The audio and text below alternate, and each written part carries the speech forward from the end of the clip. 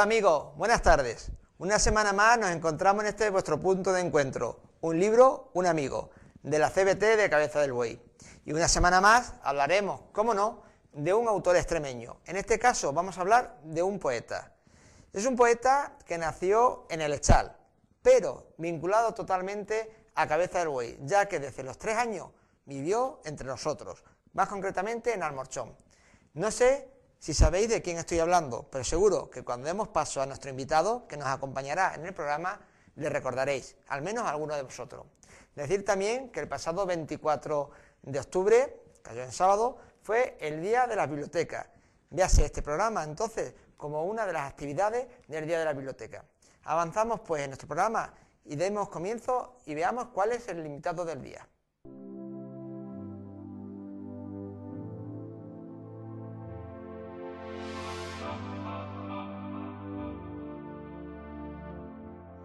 Bueno amigos, pues tal y como hemos comentado en la presentación, nos encontramos con un autor, poeta, que está afincado en Madrid, concretamente en la localidad de Coslada, que ya ha pasado de ser pueblo a ser ciudad ya, con cerca de 100.000 habitantes, y que nació en el Echal. Pero estuvo en el Echal solo hasta los 3 años, ya que con esa edad pues, se vino a Almorchón por cuestiones familiares, pero eso lo vamos a hablar más concretamente con él. Estoy hablando de Miguel Sánchez Murillo, autor, poeta de 61 años de edad. Actualmente se encuentra prejubilado, también contaremos su dedicación y cuál es su pasión, su gran vocación, que no es otra que la poesía. Por ejemplo, aquí tenemos uno de sus primeros libros, En la piel de la mirada, pero ahora hablaremos más sobre los 8 libros que hasta ahora tiene publicados y sobre el futuro de los libros, pero eso será en una segunda tanda. Vamos a dedicarnos ahora a la entrevista más personal para conocer algo de su vida. Buenas tardes, bienvenido a Cabeza del Buey. Buenas tardes. Una cosa que me llama la atención es que, como he dicho, naciste en el Echal, pero con 3 años te volviste hasta Almorchón, donde estuviste con tu familia hasta los 16 años aproximadamente, que marchasteis todos a Madrid. ¿Por qué vinisteis a Almorchón?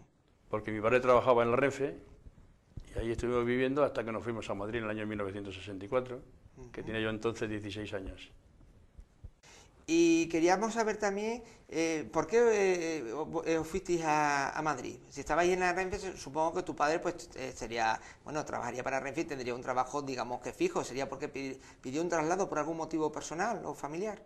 Bueno, mi padre pidió traslado porque como tengo un hermano 2 años mayor que yo y una hermana 2 más joven, aunque luego nació otro después con 10 años menos, pues aquí no había por venir prácticamente para nosotros. Entonces yo nada más llegar a Madrid y mi hermano, pues a la semana estábamos trabajando pues de lo que había por entonces, camarero. O eras camarero o eras albañil, más o menos, pues poco había donde elegir, o una fábrica o algo, ¿no? Tampoco tenía muchos estudios, pues es lo que había. Muy bien, y sé que una de tus pasiones es la poesía, pero para poder llegar a este punto de poder escribir, aunque me has comentado que habitualmente escribes todos los días, que el cuerpo te pide escribir, mostrar tus sentimientos, tus emociones. Incluso tienes dedicado una poesía a la Virgen de Belén de varios folios, que intentaremos hablar de ellos en el segundo periodo.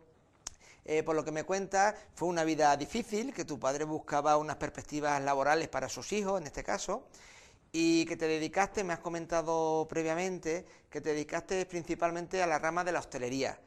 En Madrid, y hasta que te casaste, que te fuiste a Coslada con tu señora, te dedicaste también a la hostelería, y después, más tarde, o más cercano en el tiempo, hasta tu prejubilación, entraste en el servicio de limpieza municipal de Coslada. ¿Cómo recuerdas esa época? Y sobre todo, ¿cómo recuerdas tu infancia en Almorchón? Porque Almorchón sabemos que ha sido una gran población en cuanto de importancia, de nudo ferroviario. Pues cuéntanos a los que no hemos tenido esa vivencia, porque por edad no hemos vivido esa época, ¿cómo era Almorchón? Para que los que se crean que siempre fue un pueblo, pues o en este caso una barriada de Cabeza del Buey, pues casi sin habitantes. Pero ¿cómo era antes Almorchón? ¿Cómo era tu infancia? Pues Almorchón fue un pueblo maravilloso. Yo lo recuerdo, vamos, lleno de trenes todas sus vías, de máquinas, eso era algo increíble. Ahí estaba la plataforma donde estaban las máquinas, daban la vuelta para fumar trenes, ahí se le daba de comer, o sea, se le echaba carbón, se le echaba el agua, eso era terrible. Cuando pasaba la Virgen de Belén por ahí, todos los trenes pitando, eso era algo increíble, eso se te saltaban las lágrimas, algo maravilloso. Bueno, Miguel, veo que lo recuerdas realmente con mucha emoción, sobre todo el tema de la llegada de la Virgen de Belén cuando venía para Cabeza del Buey y a la vuelta, obviamente.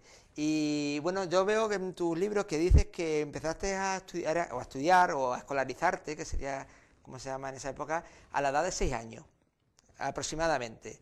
Se contaba por aquellos entonces en Almorchón con un maestro o maestra nacional, que era como se llamaban antes. Había escuela, por ejemplo, sabemos que en lo que se llama aquí el Puerto de la Nava, pues había muchos hortelanos y había allí un colegio donde una maestra o maestro pues daba clase a los niños. Allí en Almorchón había también escuelas fijas.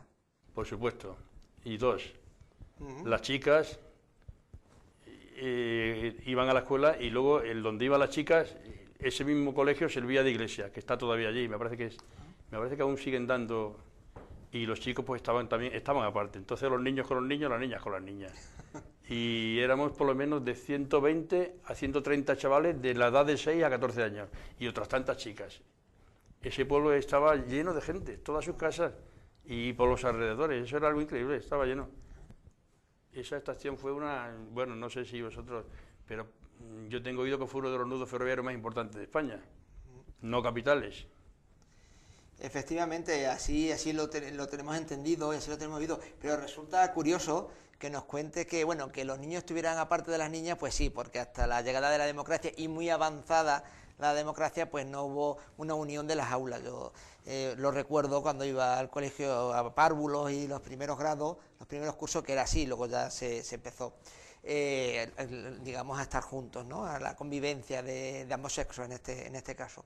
Pero me resulta muy curioso cómo recuerdas que había un colegio o un aula, más que un colegio, un aula para niños, otro para niñas, donde había más de 100 niños y más de 100 niñas. Quiere decir que Almorchón era una ciudad, un municipio, es decir, una localidad o barriada, porque yo creo que no ha llegado nunca a ser municipio, siempre ha estado dependiente de Cabeza del Buey, que es el municipio matriz, pero realmente importante. ¿Recuerdas si había allí gente de otras provincias, otras comunidades autónomas, que no fueran solamente extremeños?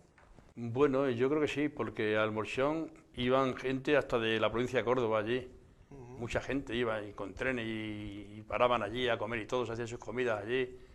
Y bueno, de Badajoz venían desde Mérida para acá y desde Córdoba y luego para Madrid también las tres líneas que había de Renfe. Y ahí se juntaba mucha gente, muchos ferroviarios. Y de Cabeza del Buey de aquí iba mucha gente a trabajar a Cabeza también. Iban de Monterrubio, de Lechal, a trabajar al Almorchón. Bueno, pues vamos a ir terminando con este primer encuentro con el autor, donde nos estás contando pues tu vida, tu juventud, en este caso tu infancia en Almorchón, que lo recuerdas, yo creo que como muchas personas que han vivido en Almorchón, pues con gran simpatía, con mucho afecto, con gran emoción hacia las vivencias. Sé, sí, al hilo de lo que me estás comentando, sí que es verdad que Almorchón era una población donde albergaba personas, ciudadanos que venían de todas partes de España, por la importancia del nudo ferroviario, de su comunicación con Andalucía, con Córdoba, línea que se extinguió, como todos sabemos.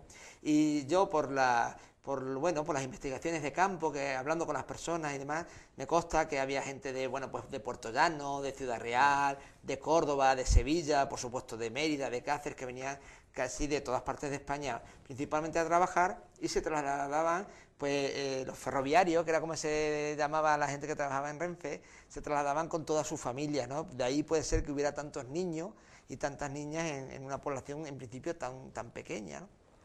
Como digo, resulta muy interesante lo que nos estás contando y solamente comentar tu vinculación con Extremadura, ¿cómo la sientes? Porque me consta que ha habido ocasiones que has tardado en venir a Cabeza del Buey, pues a lo mejor hasta 7 y 8 años. Últimamente, por temas familiares, al fallecer tus padres y estar aquí sus restos, pues sueles venir más a menudo, por lo menos todos los años.